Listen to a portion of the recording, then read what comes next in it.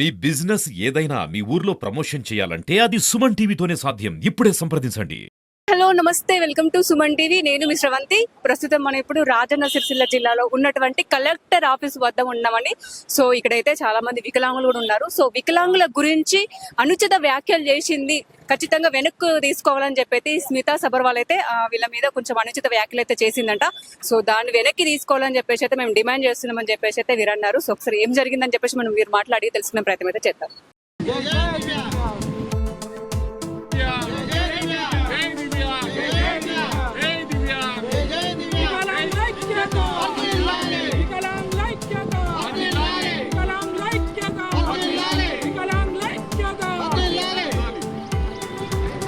నమస్తే, మీ పేరు సార్? నమస్కారం అండి, నా పేరు కాసర్ పరశురాములు.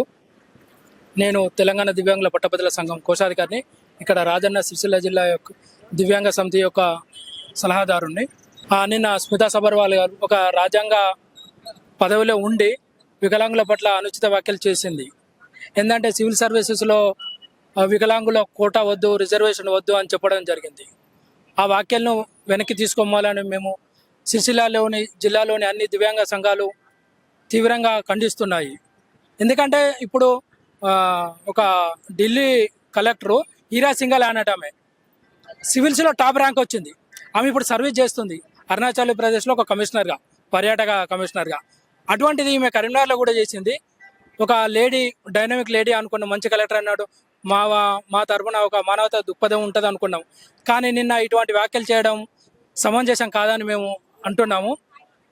ఇక ముందు ఆమె ఇలాంటి వ్యాఖ్యలు చేయొద్దు అని మాకేదైనా సలహాలు ఇచ్చుకుంటూ ఇంకా ఎంకరేజ్మెంట్ చేస్తే మాకు కూడా ఒక కలెక్టర్ గారికి ఇట్లా మాకు ఎంకరేజ్ చేస్తుందన్న విధంగా మేము మంచిది అనుకుంటాం. ఇలా చేయడం మంచిది కాదు. అటువంటి వ్యాఖ్యలను వెనక్కి తీసుకొని వికలాంగుల జాతి మొత్తానికి ఆమె క్షమాపణ చెప్పాల్సిందిగా మేము కోరుకుంటున్నాము. నా పేరు మామిడాల నరేష్. నేను రాజన్న సిరిసిల్ల జిల్లా. నేను ఒక చదువుకున్న డిగ్రీ వరకు కంప్లీట్ చేసేసాను. నేను ఇంతవరకు చాలా నాకు ఏ సోషల్ సహాయంగా ఆర్థిక ఏమైనా ఏ పని వచ్చినా డాటా ఎంట్రీ వర్క్ చేసినా, కంప్యూటర్ ఆపరేటర్ వర్క్ చేసినా, అభయాస్త విధంగా కూడా అన్నింటిలో పనిచేసినాను. మాకు అనుకూలంగా ఉన్నా నేను నుంచి కరీంనగర్కి కర్రలతోనైనా కరీంనగర్కి పోయి వర్క్ చేసి వచ్చిన రోజులు ఉన్నాయి. అలాంటి రోజులు మేము చేస్తున్నాం. ఇప్పుడు మేము ఒక చదువుకున్న నిరుద్యోగులం అంతే. ఇలాంటి అవసరానికి మేము వెళ్ళకపోయిన అన్ని అప్లికేషన్లు ఇచ్చిన మాకు అవసరం లేదు.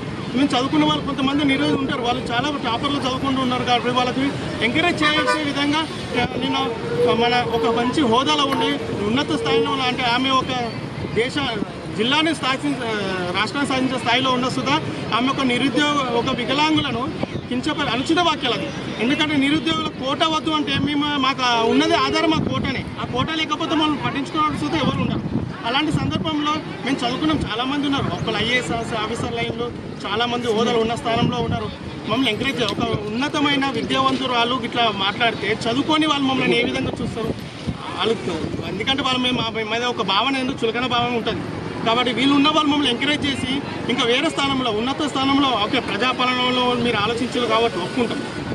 మాకు అనుకూలమైన పోస్టులు ఇవ్వండి, మేము అలా చేస్తాము. మేము ఒక వర్క్ చేస్తాం. ఇప్పుడు కూర్చున్న కాంచెం మేము పొద్దున వచ్చి 10 గంటలకు ఆఫీస్లో ఉంటే రాత్రి 5 గంటల దాకా మేము వర్క్ చేస్తాం.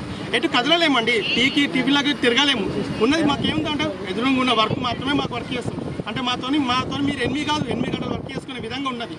అలాంటి మా గురించి ఆలోచించండి. అలాంటి ఉన్న ఆ విధంగా అనుకూలంగా పోస్టులు మాకు ఇవ్వండి. మాకు ఇచ్చి మాకు ఆదుకోండి. మాకు ఒక కుటుంబం ఉంటుంది. మాకు ఆ కుటుంబం ఎదగాలంటే ఇప్పుడు నేను ఇంటికి పెద్ద. ఇప్పుడు నేను ఏం చేయాలి? నేను చేస్తే నా భార్య, నా పిల్లల్ని సాధించాలంటే, పోషించాలంటే ఇప్పుడు నాకు ఏదో ఒక ఆధారం కావాలండి. ఏదో ఒక పని చేస్తున్నా. ఇప్పుడు ప్రస్తుతానికైతే నేను ఏదో ఒక ఉపాధి కదా, స్వయం శిక్షణ కేంద్రంలో ఏదో ఒక ఉపాధి చేస్తున్నా. మేము చదువుకున్నాం. చాలామంది అంటారు మీరు చదువుకుంటే మీకు ఉద్యోగాలు వస్తాయంటే ఏ విధంగా వస్తాయండి ఉద్యోగాలు? ఎక్కడ ఉన్నాయండి? తిరిగి కలెక్టర్ ఆఫీస్లో నుంచి నేను ఇప్పుడు దాదాపు నేను 30 ఏళ్ళు, నాకు 20 ఏళ్ళ దాకా నేను పింఛన్ రాలేదండి. 25 ఏళ్ళ దాకా నాకు పింఛన్ రాలేదు. ఒక 10 ఏళ్ళ నుంచి పింఛన్ వస్తుంది. చిన్నప్పటి నుంచి మా అమ్మ నన్ను మోసుకొని పోయిన రోజులు ఉన్నాయి. ఎవరు పట్టించుకుంటలేరు. అలాంటివి ఉన్న స్థాయిలో మీరు వాళ్ళకి ఆదేశిస్తే వాళ్ళు ఏం చేస్తారంటే వీళ్ళకి అవకాశాలు ఇవ్వండి అని మీరు చెప్తేనే కదా కింది స్థాయి వాళ్ళు ఆలోచిస్తారు. కాబట్టి మీరు మా గురించి ఆలోచించి మా మీద ఒక సానుకూలమైన విధంగా మాట్లాడి మాకు ప్రోత్సహించే విధంగా ఉండాలని దీని తరఫున మేము ప్రభుత్వాన్ని విన్నవించుకోవడం జరుగుతుంది. జై దివ్యాంగ్.